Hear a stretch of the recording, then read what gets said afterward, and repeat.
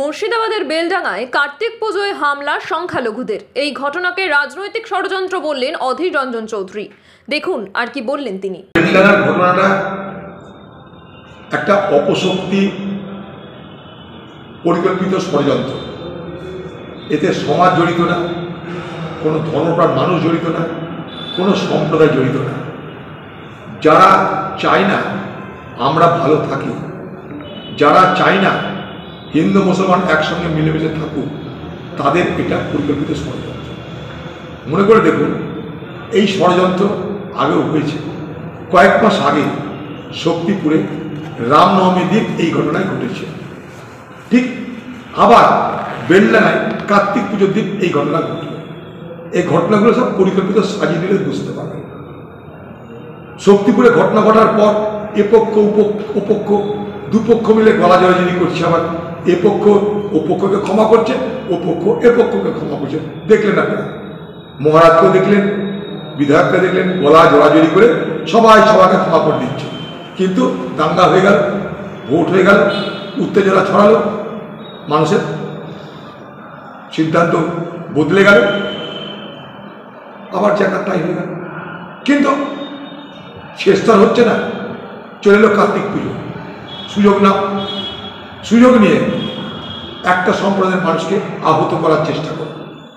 আহত করলে তারা পাল্টা যদি হিংসার আশ্রয় নেয়, তাহলে সুন্দর করে আরেকটা সাম্প্রদায়িক উত্তেজনা তৈরি হবে। সাম্প্রদায়িক উত্তেজনা তৈরি হলে বিভাজন হবে, বিভাজন হলে কারো লাভ কারো ক্ষতি হবে। কাদের লাভ আপনারা বুঝে নিন, কাদের ক্ষতি আপনারা বুঝে নিন। কিন্তু আমার বক্তব্য যে একটা উৎসব, কার্তিক উৎসব বেলডাঙার ঐতিহ্যপূর্ণ একটা উৎসব। বছরের পর বছর ধরে দশকের দশক ধরে উৎসব চলছে।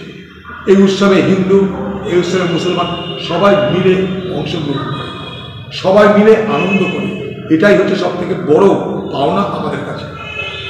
কার্তিক লড়াইকে কেন্দ্র করে যে মেলা হয়, সেই মেলায় যারা জিনিস বিক্রি করে, যারা জিনিস কেনে, যারা আনন্দ করে, তারা হিন্দু, তারা মুসলমান, সবাই আনন্দ করে। আমরা ঈদে আনন্দ করি, আমরা পুজোতে আনন্দ করি, এইভাবে আমরা বড় হয়েছি। কিন্তু আজ সেই বাতাবরণটাকে বিষাক্ত করে দেওয়ার একটা চেষ্টা করছে একটা ছোট্ট অপগোষ্ঠী, ছোট্ট একটা অংশের মানুষ নির্দিষ্ট পরিকল্পনা করে সমাজের মধ্যে বিভাজন আনার চেষ্টা করছে।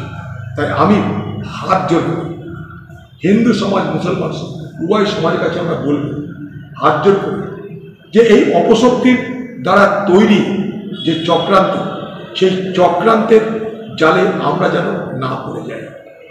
আমরা যেন আমাদের শুভবুদ্ধিকে ব্যবহার করি। আমরা সবাই মিলেমিশে বড় হতে চাই, মিলেমিশে বাঁচতে চাই, আমরা সবাই এগিয়ে যেতে চাই, প্রত্যেকের বন্ধু হিসাবে এগিয়ে যেতে চাই। সেই ঘটনার পরিপ্রেক্ষিতে কেউ আহত হয়েছে, দুর্ভাগ্যজনক। এটা ধর্ম, এ ধর্ম ও ধর্মকে আহত করে না, ও ধর্ম এ ধর্মকে আহত করে না, এটাই নিয়ম। কিন্তু কোনোভাবেই যদি কোনো ধর্ম আহত হয়, তাহলে যারা আহত হচ্ছে তাদের খারাপ লাগবে। তাই প্রত্যেকেরই উচিত যে এই বিষয়ে সচেতন থেকে ধর্মীয় সংস্কৃতি যা আছে মেনে নিয়ে আমাদের ঐতিহ্য, আমাদের সংস্কৃতি, আমাদের ঐক্য, আমাদের সম্প্রীতি, আমাদের ভ্রাতৃত্বকে রক্ষা করতে হবে। এখানে আমাদের সবাইকে থাকতে হবে, এখানে আমাদের সবাইকে থাকতে হবে, সবাইকে সকলের প্রয়োজন আছে।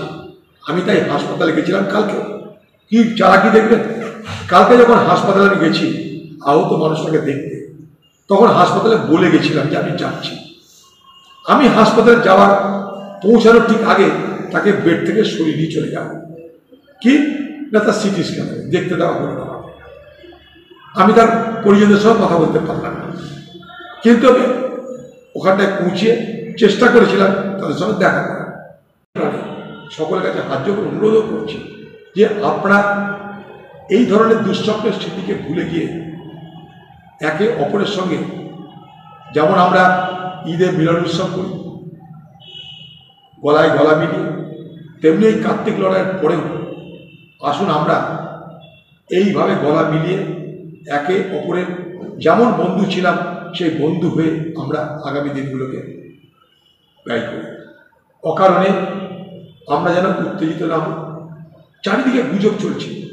আজকে একজন ফোন করে বলছে, দাদা বলে কি হলো, তুই বিল্ডিংয়ের কঠিন অবস্থা, বলে কি কঠিন অবস্থা, কিন্তু ঘর বাড়ি সব পড়ে গেছে, কত মানুষ পড়ে গেছে, তারপর ঠিক নাই, আপনি যান। তাহলে কোথাও ঘুরতে যাবো, দিয়ে ওকে বললাম গুজবে কান দিবেন না, গুজব ছড়াবেন না। আজকেই হয়েছে একটা মেসেজ এসছে দেখছি, ডেলি হান্ট না কি, না ডেলি হান্ট বলবো না, কি একটা মেসেজ, মুর্শিদাবাদে গ্রামের পর গ্রাম চলে যাচ্ছে, চারিদিকে হাহাকার। আরে ভাই কঠিন বিপদে পড়েছে, দিল্লি থেকে আমাকে কল আসছে যে আপনারা সব ঠিক আছেন, তাহলে কি হয়েছে আমাদের, ঠিক থাকবো না।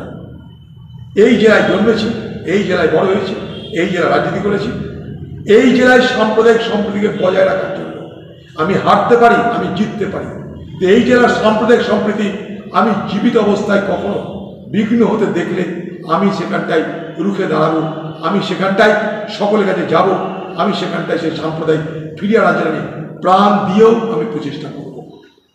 আমি হারি বা জিতি, সবাইকে তাই অনুরোধ করব। মুর্শিদাবাদ একটা মডেল, এই মডেলকে আমরা রক্ষা করব। যেখানে এতদিন ভোট হতো ধর্ম বাদ রেখে, সেই মডেলটাকে ভেঙে দেওয়ার চেষ্টা হচ্ছে, এটা যেন আমরা করতে না পারি। যাকে বুঝি ভোট দিন, কিন্তু মানসিকতা সেটা থাক যে আমরা আইন মেনে, নীতি মেনে, পদ্ধতি মেনে আমরা চলব। ভোটের সময় নাগরিক আইন আসবে, ভোটের সময় এনআরসি আসবে, ভোটের সময় বাংলাদেশি আসবে, ভোটের সময় হিন্দু আসবে, ভোটের সময় মুসলমান আসবে। আমরা তাকে মানুষ, নিজ দেশের মানুষের পরিচয় দিয়ে কেন আমরা বাঁচতে পারবো? নিশ্চয় আমাদের ধর্ম আছে, নিশ্চয় ধর্ম আছে। আমরা ধর্ম গ্রহণ করি কখন, ধর্ম বুঝি কখন? জন্মানোর পর ধীরে ধীরে ধীরে জ্ঞান বুদ্ধি হলে ধর্মের কথা আমরা বুঝতে পারি। তাই মানুষ এবং তার ধর্ম অঙ্গকে জড়িত। আমরা মানুষের সত্তাকে বিসর্জন দিয়ে ধর্ম পালন করতে পারি না।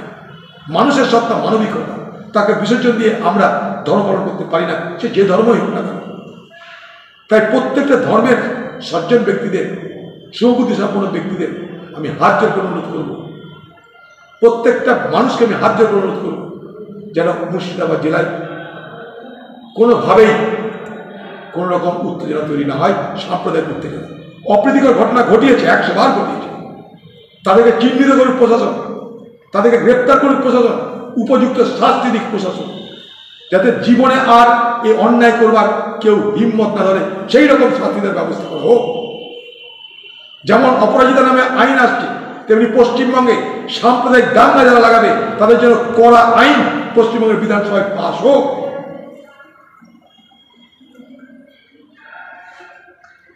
কার্যকর কাণ্ড নিয়ে আইন আনতে পারে, দাঙ্গা নিয়ে কেন বিশেষ আইন আনা হচ্ছে না কেন?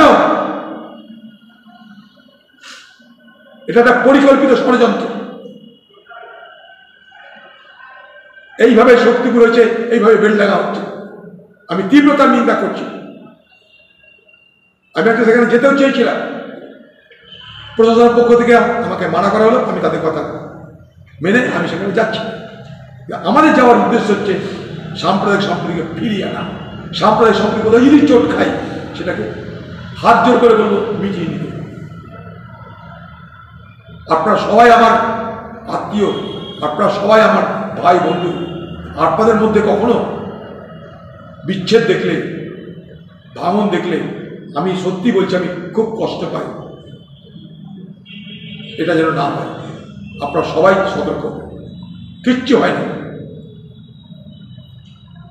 কিচ্ছু হতে দেব না আমরা। অপরাধীকে গ্রেপ্তার করতে হবে। একটা ব্যক্তি অপরাধ করলো মানে ওটা। আপনারা দেখছেন ইউএন লাইভ, বাংলা খবরের শেষ কথা।